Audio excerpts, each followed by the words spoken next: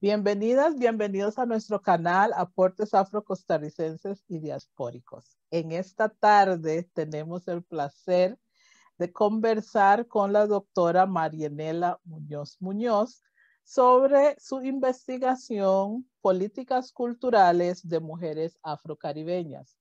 Pero antes de escuchar a la doctora Muñoz, déjenme leerles su pequeño bio. Marianela Muñoz Muñoz es profesora del Departamento de Literatura de la Escuela de Filología, Lingüística y Literatura de la Universidad de Costa Rica desde el 2004 y coordinadora del módulo Repensar América Latina del CICLA desde agosto del 2020. Marianela es bachiller en Filología Española y máster en Literatura por la Universidad de Costa Rica. Tiene un MBA en Empresas e Instituciones Culturales por la Universidad de Salamanca y doctora en Estudios Latinoamericanos por la Universidad de Texas en Austin, con especialidades en estudios africanos y de la diáspora y nativoamericanos e indígenas. Es becaria Fulbright LASPAW del 2013. Entre sus áreas de interés destacan estudios culturales y políticos latinoamericanos, raza y etnicidad en América Latina, liderazgo político de mujeres negras, epistemologías indígenas y negras, estudios feministas decoloniales y negros, nacionalismos mestizos y producciones culturales en América Latina y políticas multiculturales. Así que Marianela, estamos viendo que tenemos aquí una big gun, así que Marianela, te cedo el espacio para que nos compartas tu investigación. Muchísimas gracias, Carmen. Para mí es un honor estar aquí hoy compartiendo, conversando con vos,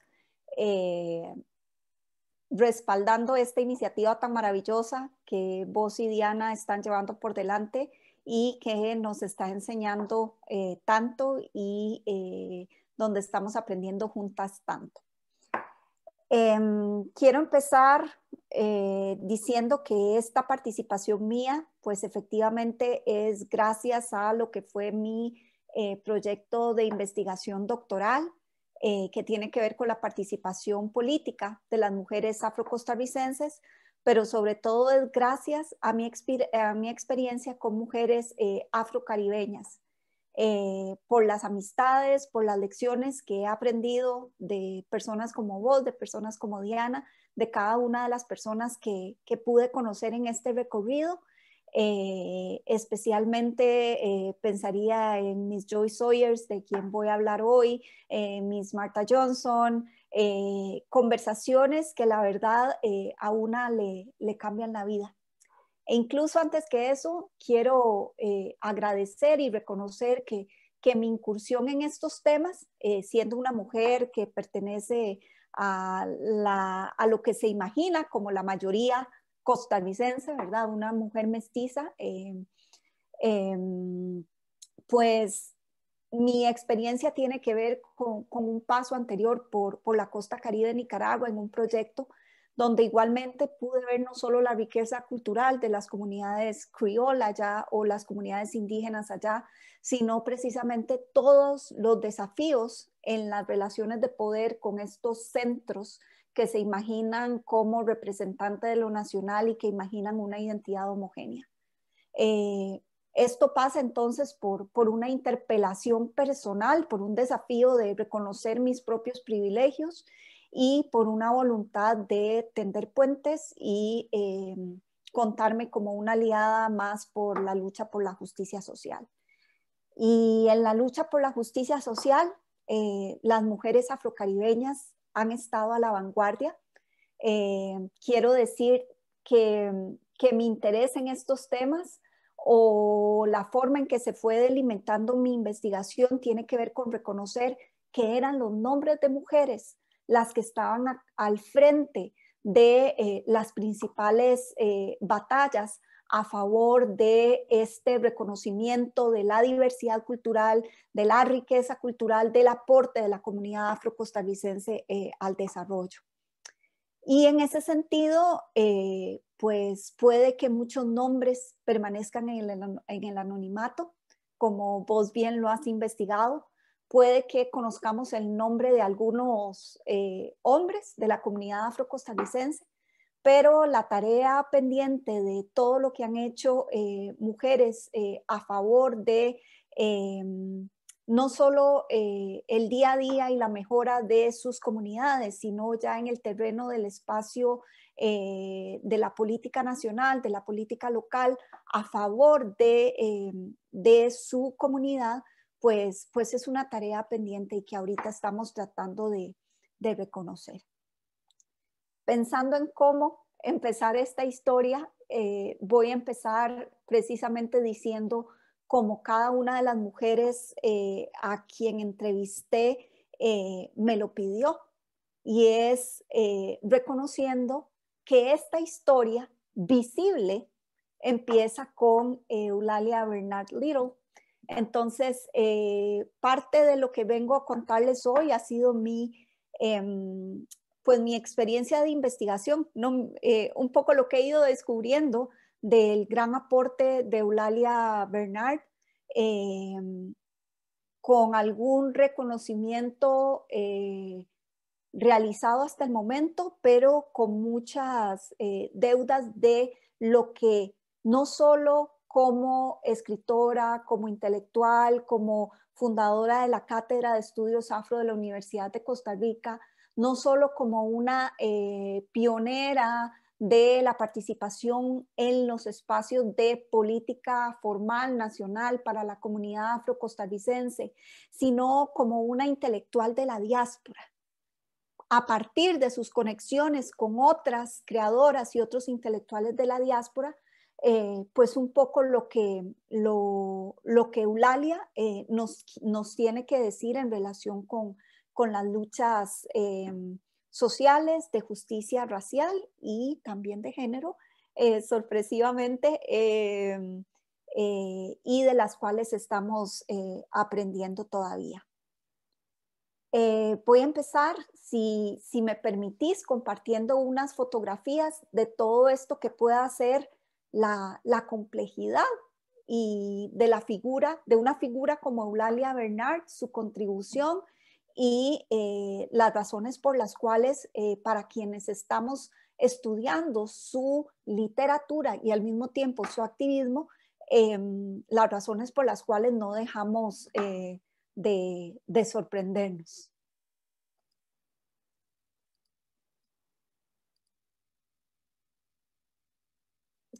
Cuando estuve pensando, sí, creo que ya se ve, en el tema de mi tesis doctoral, cuando estuve pensando en cuál era la mejor forma de describir cómo las mujeres afrocostarricenses luchaban por ocupar un espacio en la política de Estado, la poesía de Eulalia fue la que me dio luz sobre cómo entender estos mismos procesos. Eulalia escribe en 1978 el poema Bilingual Economy. El poema va tratando sobre un trato diferenciado, un trato de una Costa Rica blanca y un trato de una Costa Rica negra. Y cómo efectivamente hay cierta, no solo jerarquía racial, sino una jerarquía racial que deriva en una jerarquía económica. Y ella concluye en el tono irónico que caracteriza muchísimos de sus poemas. Ella concluye con este verso que tiene un dedazo ahí. What a democracia, sir. Todos por uno, nothing por todos, and we tiene no diputado. We cacao man. What a democratic land.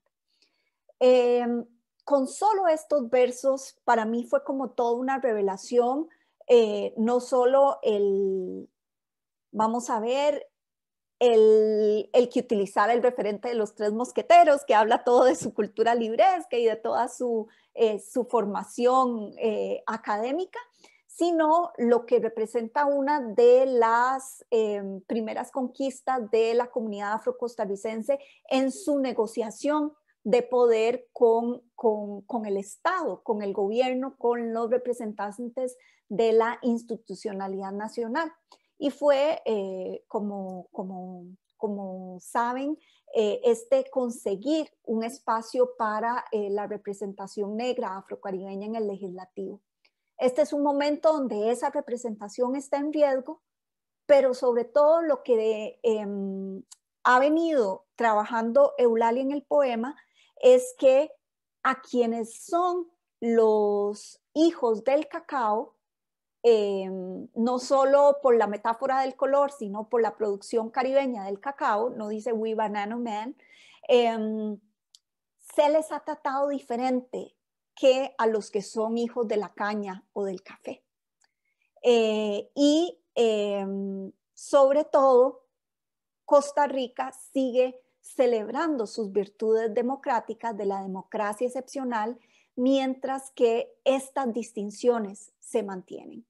Entonces, yo llego a esta idea de una democracia bilingüe, de una democracia que trata diferente a sus ciudadanos dependiendo del color de su piel.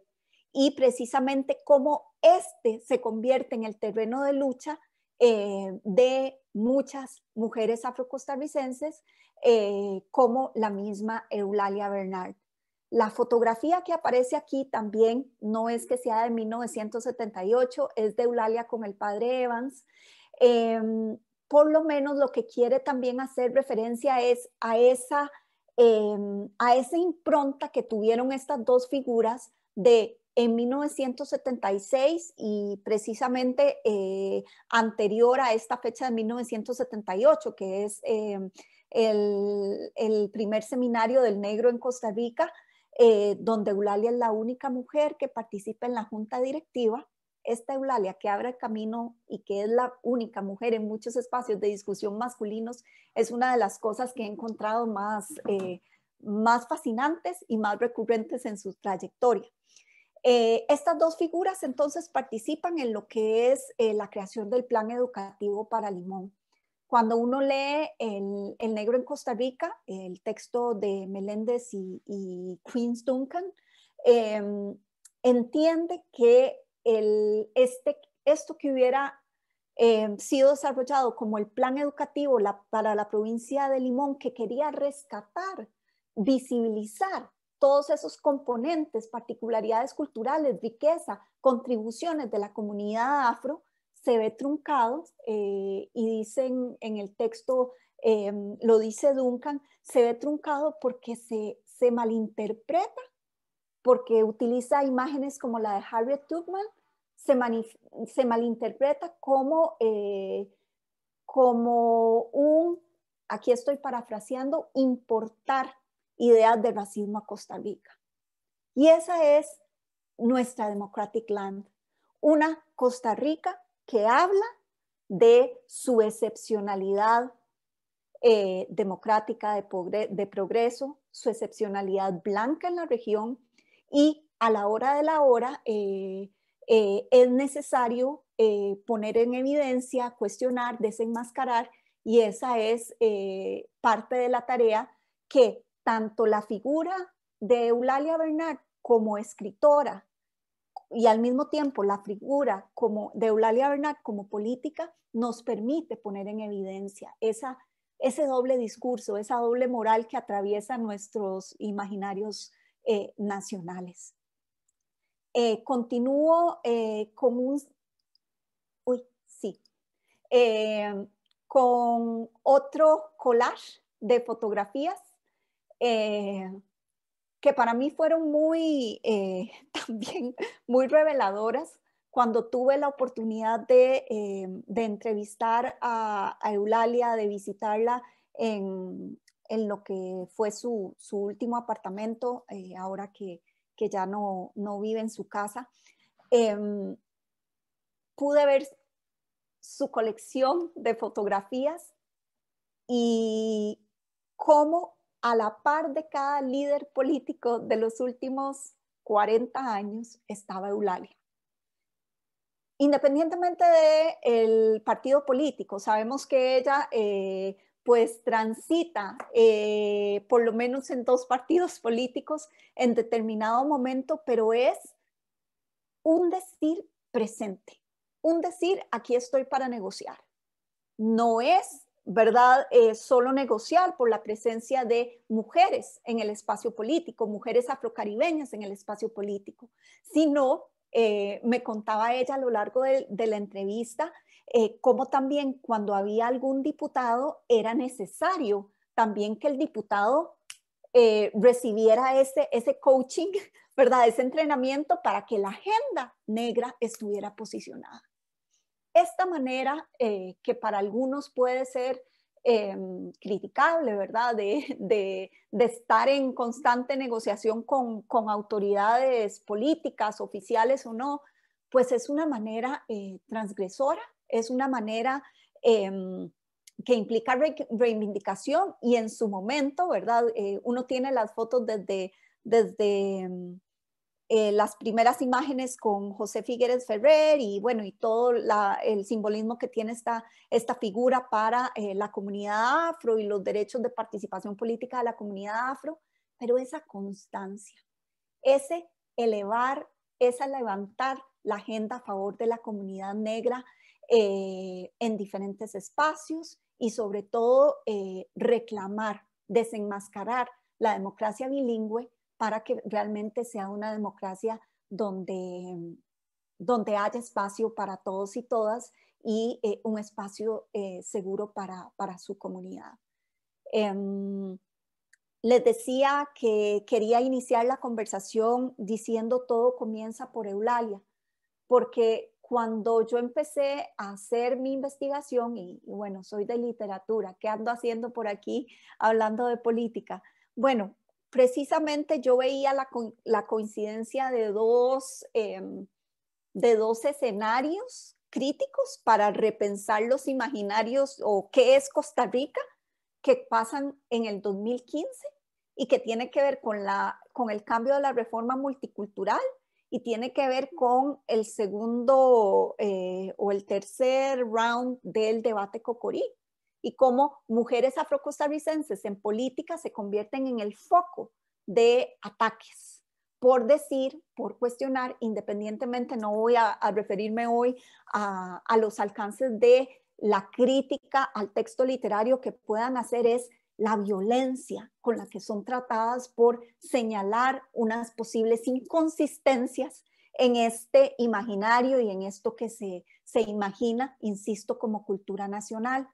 Entonces yo veo que esto pasa en el 2015 cuando estamos hablando de multiculturalismo y entonces cuando empiezo a indagar, todos los caminos conducen a Eulalia.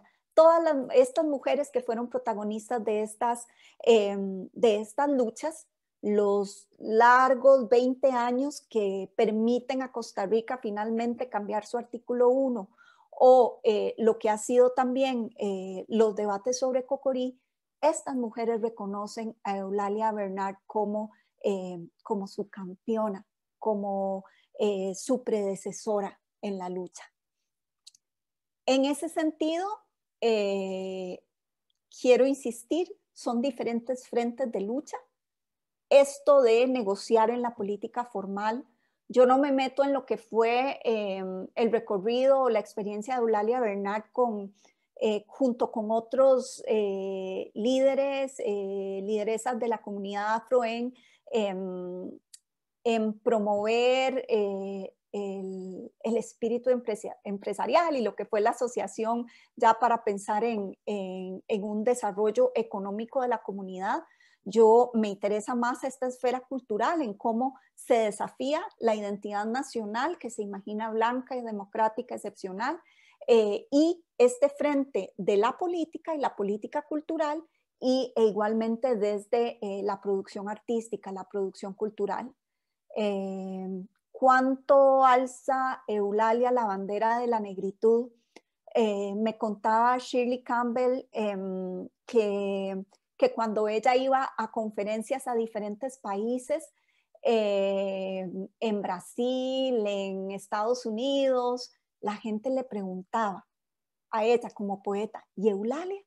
¿Dónde está Eulalia? ¿Cómo está Eulalia? O sea, era definitivamente un referente a nivel de las escritoras de la diáspora. Y desde ese frente también lo que ha sido la reivindicación de su comunidad ha sido una constante. Voy con un par de archivos más para celebrar esa trascendencia y ese legado, así como Shirley Campbell me contaba, no solo porque ella estuvo en sus aulas, en el seminario que muchos integrantes de la comunidad afrocostarricense participaron en las clases de Eulalia, sino como escritora. Aquí está Eulalia en el primer encuentro centroamericano de escritoras indígenas y afrodescendientes. Lo que me gusta de esta fotografía no es solo la fuerza y que nos transmite esa imagen, sino nuevas generaciones, ¿verdad? Influenciadas por lo que es la imagen y el legado de Eulalia Bernard Little. Quiero ir finalizando esta primera parte de lo que es el alcance de un legado de esta mujer y cómo va influenciando lo que serán las mujeres afrocostarricenses que posteriormente participarán en política, y como les decía, todas esas que me dicen, todo comenzó con Eulalia. Dentro de los archivos que pude encontrar en medio del proceso de investigación y que me habla mucho de las relaciones que a nivel práctico, sobre todo pensando en estas alianzas que hay que hacer para mover, ¿verdad? Algún proyecto, y voy a hablar del proyecto del cambio de la Constitución liderado, propuesto por Miss Joyce Sawyers. Pero estas alianzas que hay que hacer entre mujeres, que hacen mujeres afrocaribeñas para activar la rueda, para que la justicia social, para que se termine la discriminación, para denunciar el racismo. Dentro de esas alianzas me llamó mucho la atención cómo en el expediente de Relaciones Exteriores, cuando Elaine White fue elegida vicecanciller y están preparándose hacia Durban, doña Elaine organiza una serie de mesas de discusión. Aquí está la invitación a Eulalia Bernard. Eulalia Bernard no puede faltar de esa discusión. Es más, en una conversación que tuve con Elaine White, ella me dijo que cuando fue nombrada como vicecanciller, inmediatamente la llamaron miembros de la comunidad para organizar una ceremonia donde la felicitaban por ser la representante de la comunidad afro en ese gabinete. Y ella me decía, ahí, abro comillas, me ficharon. Ahí me dijeron, usted no puede olvidarse que usted es parte de esta comunidad. Y parece que Eulalia también estuvo detrás de la organización de esa actividad. Entonces, vamos descubriendo como no solo una pionera de la participación política en el espacio formal, en el espacio cultural, en el espacio de la producción artística, la producción literaria, sino también cómo esto va afectando la vida de otras mujeres que igualmente van participando en la política formal o en la política, en el desarrollo de política cultural. Y en ese sentido, y como transición quizá a la siguiente parte, concluyo compartiendo una fotografía de la ceremonia, salieron mal las comillas ahí, Mujeres de Ébano, organizada por el Centro de Mujeres Afrocostarricense en el 2001. Y uno pensaría, ¿verdad? Ya las relaciones ahí con otras organizaciones de mujeres, ya habrá tiempo de hablar de eso, Carmen, y de NETFA. Y como le he contado, la forma en que cuando hablé con Epsi Campbell, ella me comentaba la influencia de NETFA en imaginar un espacio y una lucha como la del Centro de Mujeres Afrocostarricenses. En el 2001 el Centro de Mujeres Afrocostarricenses organiza la ceremonia Mujeres de Ébano para reconocer el aporte de todas estas pioneras en diferentes ámbitos. Esta fotografía lo que me encanta es que aparece Miss Joy Sawyers junto a Lane White, de quien les acabo de hablar, pero ahí está Eulalia, a punto de intervenir. ¿Quién sabe qué va a decir? Pero podemos imaginarnos esa constancia, esa influencia, ese impacto, esas redes que se tejen entre mujeres afro para conseguir movilizar también la agenda a favor de su comunidad.